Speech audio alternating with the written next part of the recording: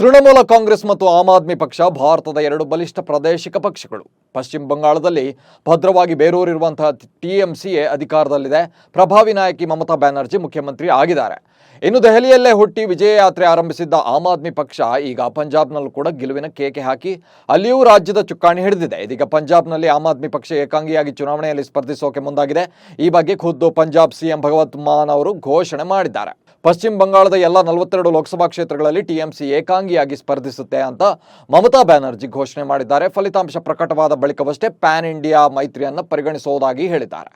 ಪಶ್ಚಿಮ ಬಂಗಾಳದಲ್ಲಿ 42 ಲೋಕಸಭಾ ಕ್ಷೇತ್ರಗಳಿವೆ. ಈ ಪೈಕಿ 2019 ಲೋಕಸಭೆ ಚುನಾವಣೆಯಲ್ಲಿ ಮಮತಾ ಬ್ಯಾನರ್ಜಿ ನೇತೃತ್ವದ ಟಿಎಂಸಿ ಪಕ್ಷ 22 ಕ್ಷೇತ್ರ ಹಾಗೂ ಬಿಜೆಪಿ 18 ಸ್ಥಾನಗಳಲ್ಲಿ ಗೆಲುವು ಸಾಧಿಸಿತ್ತು. ಆದರೆ ಕಮ್ಯುನಿಸ್ಟ್ ಪಾರ್ಟಿ ಹಾಗೂ ಕಾಂಗ್ರೆಸ್ ಒಂದೇ ಒಂದು ಸ್ಥಾನ ಗೆಲ್ಲೋಕೆ ಸಾಧ್ಯವಾಗಿರಲಿಲ್ಲ.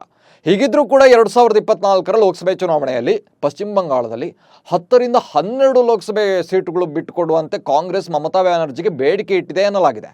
ಆದರೆ ಮಮತಾ ಬ್ಯಾನರ್ಜಿ ಮಾತ್ರ ಕಾಂಗ್ರೆಸ್ಗೆ ತಮ್ಮ ರಾಜ್ಯದಲ್ಲಿ ಅಸ್ತಿತ್ವ ಇಲ್ಲ, 2 ಕ್ಷೇತ್ರಗಳನ್ನು ಮಾತ್ರ ಬಿಟ್ಟು ಕೊಡಬಹುದು ಅಂತ ಹೇಳಿದ್ರು.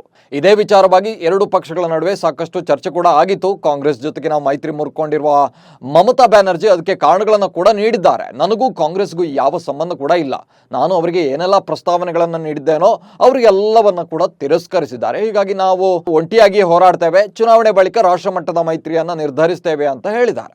ಹಾಗೆಯೇ ಗುರುವಾರ ಬಂಗಾಳವನ್ನು ಪ್ರವೇಶಿಸಲಿರುವ ಕಾಂಗ್ರೆಸ್ನ ಭಾರತ್ ಜೋಡೋ ನ್ಯಾಯ ಯಾತ್ರೆ ಮತ್ತು ಸಂಸದ ರಾಹುಲ್ ಗಾಂಧಿ ವಿರುದ್ಧವೂ ಕಿಡಿಕಾರಿದ್ದಾರೆ. ಜೋಡೋ ಯಾತ್ರೆ ಬಗ್ಗೆ ನನ್ನ ರಾಜ್ಯಕ್ಕೆ ಬರ್ತಾ ಇದ್ದಾರೆ, ಆದರೆ ನನಗೆ ಯಾವ ಮಾಹಿತಿಯನ್ನು ಕೂಡ ನೀಡುವ ಸೌಜನ್ಯ ಕೂಡ ಅವರಲ್ಲಿ ಇಲ್ಲ ಅಂತ ವಾಗ್ದಾಳಿ ಮಾಡಿದ್ದಾರೆ.